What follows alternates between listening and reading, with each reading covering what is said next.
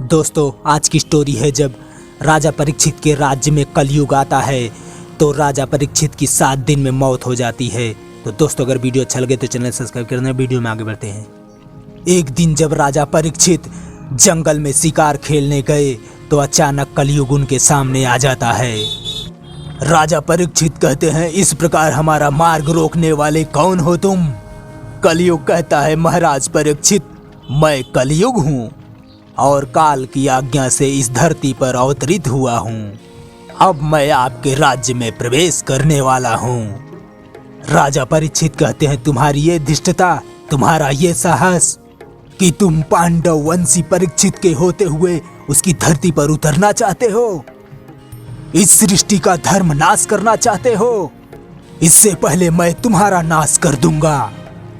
काल कहता है, राजन, प्रकृति का नियम अटल है। काल की गति किसी के बाणों से नहीं रोक सकती। जैसे सतयुग के पश्चात त्रेता युग आया, जिस प्रकार त्रेता युग के पश्चात कोई द्वापर युग का आना रोक ना सका, उसी प्रकार द्वापर युग के पश्चात कलयुग का आना निश्चित है। इसलिए ज्ञानी जन काल के साथ लड़ाई नहीं करते। राजा परीक्षित कहते हैं, यदि कलयुग का आने का समय हो गया है तो राजा परीक्षित के रहते यह नहीं हो सकता। काल कहता है, यदि परीक्षित का रहना काल की गति में रुकावट है, काल कहता है तो संभव है परीक्षित का न रहने का समय आ गया हो। राजा परीक्षित कहते हैं, ओ विधाता जाने, परंतु वीर पुरुष अपने संकल्प मृत्यु के डर से अपने संकल्प का त्याग नहीं करते। सो हे कलयुग, तुम हमारे राज्य की सीमा से बाहर निकल जाओ। कलयुग कहता है, राजन, काल तो सार्वभौम है, वह किसी सीमा को नहीं मानता। राजा परीक्षित कहते, मानना पड़ेगा, हमारा ब्रह्मावर्त और सत्य का निवास स्थान है ये। इस ब्रह्मावर्त से बाहर रहना होगा तुम्हें, अन्यथा आज विधाता भी देख लेंगे। महारथी अर्जुन के पौत्र, जिसकी रक्षा भगवान श्री कृष्ण ने स्वयं की थी, उसके बाणों में इतनी शक्ति है कि कलयुग का समूल नाश कर सकता है। कलयुग कहता है, राजन, आपका वचन भी रह जाए और प्रकृति का नियम भी ना टूटे, इसलिए आपके जीवन काल तक मैं अपने आप को कुछ सीमाओं में बांधना स्वीकार करता हूँ। राजन, मैं आपकी शरण में आया हूँ और शरण में आए हुए को स्थान देना आपका धर्म है। इसलिए आप वह स्थान बताइए जहाँ मैं रह सकूं। परीक्षित कहते हैं, तुमने पांडववंशी राजा से शरण मांगी है, हम तुम्हें रहने का स्थान अवश्य देंगे, परंतु तुम अधर्म के सहायक हो, इसलिए हम तुम्हें केवल 4 स्थानों पे रहने की शरण देते हैं, जहां जुआ खेला जाता हो, जहां मद्यपान होता हो, जहां पर स्त्री संग हो और जहां हिंसा होती हो। उन स्थानों में क्रमशः असत्य, अधर्म और काम और निर्दयता जहां अधर्म निवास करते हैं, सो तुम वहीं रहो। कलयुग कहता है, प्रभु, ये तो 4 स्थान सीमित हैं, कोई और स्थान भी प्रदान करें। परीक्षित कहते हैं, अच्छी बात है, धन में रजोगुण का वास होता है तो तुम सोने में भी रह सकते हो। कलयुग कहता है, जो आज्ञा प्रभु। और कलयुग सर्वप्रथम परीक्षित राजा के मुकुट में समा जाता है और उनकी बुद्धि बदल देता है। और उस दिन राजा परीक्षित शिकार के लिए वन में भटकते रहे, परंतु शिकार हाथ न लगा और उनको बहुत प्यास की व्याकुलता हो रही थी। और राजा परीक्षित घूमते घूमते समीक मुनि के आश्रम में पहुंचे, ध्यान में ध्यानस्थ थे। राजा परीक्षित समीक मुनि से कहते हैं, हमें प्यास लगी है, हमें पानी चाहिए। यहाँ और कोई भी नहीं है क्या? आप सुन रहे हैं, हम राजा परीक्षित बोल रहे हैं, हमें प्यास लगी है, पानी चाहिए। आपको सुनाई नहीं देता क्या? फिर राजा परीक्षित के मुकुट से कलयुग कहता है, यह झूठ मूठ का पाखंडी है, दिखावा करके अपना प्रभाव डालना चाहता है। राजा का स्वागत नहीं किया, आसन नहीं दिया, जल तक नहीं पूछा। इसी समय इस दुष्ट का वध कर देना चाहिए। फिर राजा परीक्षित की मति बदल जाती है। कहते हैं अवश्य ये दंड का अधिकारी है, और धनुष बाण खींचते हुए और फिर राजा अपने गूढ़ संस्कारों के कारण ऋषि को नहीं मारा। फिर राजा क्रोधित होकर एक मरे हुए सांप को समीक के गले में डाल देते हैं, और राजा के मुकुट में से कलयुग हंसता है।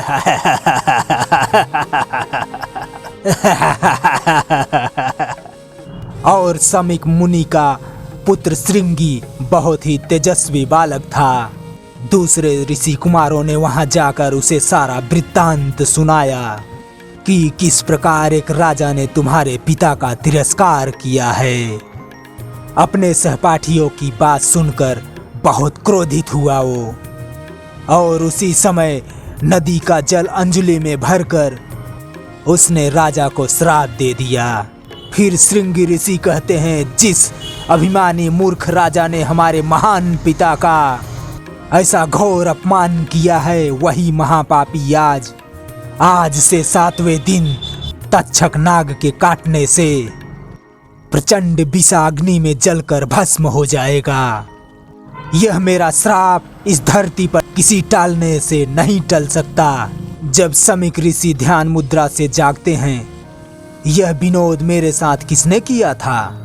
एक ऋषि बालक कहता है, गुरुदेव कोई राजा आया था। फिर श्रृंगी ऋषि कहते हैं, हाँ, कोई क्रूर घमंडी अहंकारी राजा ने ये दुष्कर्म किया है, परंतु वो इसका दंड अवश्य भोगेगा। मैंने उसे भयंकर श्राप दिया है। समीक ऋषि कहते हैं, श्राप? श्रृंगी ऋषि कहते हैं, हाँ पिताश्री, जो आपका अपमान करेगा वह ऐसा ही दंड पाएगा। तक्षक नाग के विष में जो भयंकर ज्वाला होती है, आज से 7वें दिन उसी ज्वाला की लपटों में वो पापी भस्म हो जाएगा। समीक ऋषि कहते हैं, तुम जानते हो वह कौन था? श्रृंगी ऋषि कहते हैं, नहीं। समीक ऋषि कहते हैं, बिना जाने ही उसे दंड दे दिया। समीक ऋषि कहते हैं, वत्स, तूने बड़ा अनर्थ कर दिया। एक बड़े ही यशस्वी धर्म धुरंधर सम्राट को एक छोटी सी भूल के लिए इतना भयानक श्राप दे दिया है। वह परम भक्त गौ और ब्राह्मण की रक्षा करने वाले, अपनी प्रजा को संतान की भांति पालने वाले ऐसे राजा हैं जिनका सम्मान देवता भी करते हैं। मूर्ख बालक, ऐसे राजा के ना रहने पे जो संसार में अनाचार फैलेगा, वैदिक आर्य धर्म का लोप हो जाएगा, लोग वर्ण संकट हो जाएंगे। इस पाप में तुम्हारा भी भाग गिना जाएगा। तपस्या से शक्ति अवश्य मिलती है, परंतु जो भगवान के भक्त होते हैं वो अपनी शक्ति का प्रयोग बदला लेने के लिए कभी नहीं करते। भक्त अपने अपमान, आक्षेप, मारपीट का बदला भी नहीं लेते। तुमने तो एक निर्दोष राजा पर प्रहार किया है, जिसकी बुद्धि कुछ समय के लिए कलिकाल ने हर ली थी। तुमने ये घोर अनर्थ किया है। जैसे ही राजा अपने महल पहुंचते हैं, अपने मुकुट को उतारकर अपने नौकरानी दासी के हाथ में देते हैं, राजा को अचानक ध्यान आता है, अरे ये क्या कर दिया मैंने। उनकी पत्नी कहती है, प्राणनाथ, ये क्या हुआ आपको? आप सहसा घबरा क्यों गए? जैसे किसी आशंका से भयभीत हो उठे हो। परीक्षित कहते हैं, हाँ रानी, मैं भयभीत हो गया हूँ। ये कलयुग का पहला प्रहार है, आगे क्या होगा उसी का भय है। रानी कहती हैं, कैसा प्रहार? राजा कहते हैं, आज मेरे हाथ से एक अनर्थ हो गया जो हमारे कुल में आज तक किसी राजा ने नहीं किया। वो अपमान किया है मैंने एक महामुनि का। ये सब इस राज मुकुट के कारण है। इस राज मुकुट में बैठे इस कलयुग ने मेरी बुद्धि हर ली, मुझसे ऐसा पाप करा दिया जो निश्चय ही विनाश का सूचक है। फिर समीक ऋषि राजा के महल पहुंचते हैं और नौकर से राजा को मिलने की बात कहते हैं। नौकर कहता है, मुनिवर, राजा मृगा करते करते सारा दिन थक गए हैं, इस समय वो विश्राम करने चले गए हैं। आप कल प्रातः ही उनके दर्शन कर सकते हैं। ये उनकी निद्रा का समय है। समीक ऋषि कहते नहीं वत्स, ये उनकी निद्रा का नहीं, उनके जागने का समय है और मैं उन्हें जगाने आया हूँ। उन्हें अपनी ओर आती हुई मृत्यु का ज्ञान नहीं है। कल प्रातः तक तो बहुत समय निकल जाएगा, इसलिए उनसे मिलना मेरा इसी समय परम आवश्यक है। इसी में उनकी भलाई है। जाओ, उन्हें तुरंत आने की सूचना दो। राजा कहते हैं फिर क्या, यह सोने का बोझ मेरे सर से उतरा है तो पवित्र बुद्धि जागी है। मैं इसके लिए कड़े दंड का अधिकारी हूँ। रानी कहती हैं यदि आप जाकर उनके पास क्षमा मांग ले तो वो अवश्य ही आपको क्षमा कर देंगे। राजा कहते हैं वो क्षमा करें या ना करें, एक अपराधी की भांति उनके चरणों में जाना हमारा धर्म है। मैं प्रातः ही जाऊंगा। सैनिक कहता है महाराज की जय हो। राजा कहते हैं क्या है? सैनिक कहता है महाराज, महामुनि समीक आपसे मिलने के लिए दरवाजे पर खड़े हैं। राजा कहते हैं स्वयं महामुनि समीक? सैनिक कहता है जी महाराज। रानी कहती हैं क्या वह क्रोध में है? राजा कहते हैं रानी, वो क्रोध में हो या ना हो, हमारे धर्म में कोई भी अंतर नहीं आना चाहिए। महामुनि द्वार पर खड़े हैं, हमें उन्हें लाकर उनका यथोचित आदर सत्कार करना चाहिए। फिर राजा परीक्षित उन्हें सिंहासन पर बैठाकर उनका पैर धोकर कहते हैं महाराज, आपके आगमन से राजमहल पवित्र हो गया। मुनिवर, इससे पहले आप हमारे दुष्कर्म की बात कहें। हम अपना अपराध स्वीकार करते हैं और हम आपको आश्वासन देते हैं हमारे उस जघन्य अपराध के लिए जो दंड देना चाहेंगे आप, हम उसे सिरोधार कर लेंगे। समीक ऋषि कहते हैं राजन, तुम एक सचमुच में महात्मा हो। हम अपनी दिव्य दृष्टि से देख चुके हैं। जो कुछ भी हुआ वो तुम्हारे राजमुकुट में बैठे हुए कलयुग के कारण हुआ, जिसमें तुम्हारा दोष नहीं था। दोष तो समय का था, इसीलिए हमारे हृदय में सोच सोच कर पीड़ा हो रही है। जिस अपराध के लिए वास्तव में कोई और दोषी है, उसके लिए तुम्हें इतना कठोर दंड भोगना पड़ेगा। राजा कहते हैं प्रेरणा चाहे किसी भी की हो, दोष तो मेरा ही था, उसके लिए दंड मिलना मुझे उचित ही होगा। इसलिए हे मुनिवर, मुझे कठोर से कठोर दंड देने में संकोच ना कीजिए। समीक ऋषि कहते हैं नहीं राजन, मैं तुम्हें कदापि दंड नहीं देना चाहता, क्योंकि मैं तुम्हें दोषी मानता ही नहीं, तो दंड क्यों दूंगा। यहाँ तक कि मेरे वश में होता लोक कल्याण के लिए, वो दंड तुम्हारे बदले मैं स्वीकार कर लेता। कलयुग में तुम्हारे जैसा राजा कहाँ मिलेंगे। तुम्हारे जैसे धर्मात्मा राजा का प्राण की रक्षा करना लोक कल्याण का कार्य है, परंतु क्या करता, हमारे बस में कुछ नहीं रहा। तुम्हारा दंड निर्धारित हो चुका है। रानी कहती हैं प्रभु, ये दंड किसने निर्धारित किया है? समीक ऋषि कहते हैं मेरे पुत्र ऋषि श्रृंग ने। उसने जब मुनि बालकों से यह सुना था, तुम्हारे पिता के गले में मरा हुआ सांप डालकर उनका घोर अपमान किया है, तो उसी क्षण क्रोध के वशीभूत होकर उसने तुम्हें यह श्राप दिया था कि आज से 7वें दिन तक्षक नाग के काटने से तुम्हारी मृत्यु हो जाएगी। रानी चिल्लाते हुए बेहोश हो जाती हैं नहीं। राजा उन्हें थामते हुए कहते हैं इन्हें गृह निवास में ले जाओ। समीक ऋषि कहते हैं विधि के धनुष से यह दुर्भाग्य का धनुष निकल चुका है, वह वापस नहीं होगा। मैं तुम्हें यही बताने आया हूँ कि इस संसार में अब तुम्हारे बचने का कोई उपाय नहीं है, इसलिए इन 7 दिनों में तुम अपना परलोक सुधारने का उपाय करो। तुम जिस पुत्र की चिंता कर रहे हो वो तुम्हारे साथ नहीं जाएंगे, यहीं रहेंगे चिंता और मोह को छोड़कर। इसी क्षण तुम अपने गुरुजनों से परामर्श करो, जिससे तुमको वह सद्मार्ग दिखाएं जिस पर चलकर मानव मोक्ष प्राप्त करता है, ताकि जब तुम इस देह को त्याग कर दूसरे लोक में जाओ तो वहां तुम्हारा वैसा ही सत्कार हो जैसा महात्मा पुरुषों का देवलोक में होता है। राजन, भगवान तुम्हारी आत्मा को शांति दें। फिर दूसरे ऋषि मुनि कहते हैं, महाराज परीक्षित, इस प्रकार सहसा रात्रि में तुम्हारा आने का कारण सब कुशल तो है ना?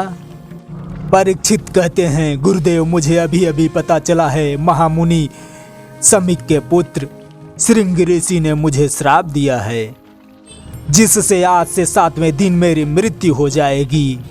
भगवान, मैं ये जानने के लिए आपसे आया हूँ, जिस मनुष्य का जीवन आज से 7 दिन रह जाए वह ऐसा क्या करे, कौन सा कर्म करे जिससे उसका परलोक संवर जाए, ओ मुक्ति पा सके।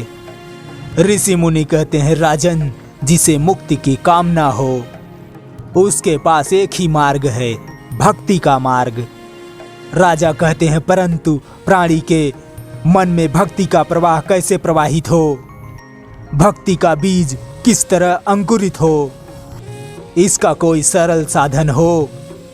मुनि कहते हैं, है, अति सरल साधन है। भगवान वेदव्यास ने लिखा है, जो फल समाधि और तपस्या से नहीं मिलता वह फल कलयुग में श्री हरि कीर्तन अर्थात श्री कृष्ण के लीला का गान करने से सहज ही मिल जाता है। इसलिए तुम श्रीमद् भागवत कथा का श्रवण और कीर्तन करो, उसमें श्री कृष्ण के दिव्य लीलाओं का पवित्र वर्णन है। उसी के श्रवण से उत्पन्न हुई भक्ति ही तुम्हारे मोक्ष का कारण होगी। परीक्षित कहते हैं, ऐसा है गुरुदेव, तो अपना सेवक जानकर मुझे भागवत कथा का दान दीजिए। मुनि कहते हैं, राजन, इस समय उसके पूर्ण अधिकारी भगवान वेदव्यास के पुत्र भगवान सुखदेव जी हैं। तुम उनकी शरण में जाओ, तुम्हें अवश्य ही श्रीमद् भागवत पान की कथा सुनाएंगे। राजा परीक्षित कहते हैं, हे ब्रह्म ऋषि, आप योगियों के परम गुरु हैं, इसलिए मैं आपसे एक अत्यंत महत्वपूर्ण प्रश्न करता हूँ। प्रभु, जो पुरुष मृत्यु की द्वार पर खड़ा हो, ऐसे मरणासन पुरुष को क्या करना चाहिए? सुखदेव जी कहते हैं, परीक्षित, यह प्रश्न तुमने जो किया है इसमें लोकहित भी छुपा हुआ है, क्योंकि वास्तव में सभी मनुष्य मृत्यु के द्वार पर ही खड़े होते हैं, हालांकि वह इसे जानते नहीं हैं। तुम्हारा प्रश्न है कि मृत्यु के द्वार पर आया हुआ मनुष्य क्या करे? हे राजन, इसका उत्तर सुनो। मृत्यु का समय आने पर मनुष्य घबराए नहीं। मृत्यु के आक्रमण के पहले ही वह वैराग्य की तलवार से शरीर की ममता को काट दे और ओम रूपी प्रणव का मन ही मन जप करे, प्राणवायु को वश में करके अपने मन का गमन करे, बुद्धि की सहायता से अपने इंद्रियों को विषयों से हटा ले और मन से भगवान के मंगलमय मूर्ति का ध्यान करते करते प्रभु के श्री विग्रह में पूर्ण रूप से लीन हो जाए। तब मनुष्य को तुरंत ही भक्ति योग की प्राप्ति हो जाती है। इसलिए शास्त्रों ने कलयुग में सबसे सहज एक ही साधन बताया है, भक्ति। इसलिए हे राजन, मैं तुम्हें भागवत पुराण की कथा सुनाऊंगा, जो भक्ति रस की ऐसी गंगा है कि जो प्राणी एक बार उसमें स्नान कर लेता है वह फिर भक्ति रस की उस नदी से बाहर निकलना ही नहीं चाहता, उसी में डूब जाता है, वही उसका मोक्ष है। तो दोस्तों, अब तक की वीडियो आपको कैसा लगा? ठीक ठाक लगा हो तो भैया प्लीज चैनल सब्सक्राइब कर देना, वीडियो को लाइक शेयर भी कर देना। वीडियो देखने के लिए धन्यवाद। Thank you. जय हिंद।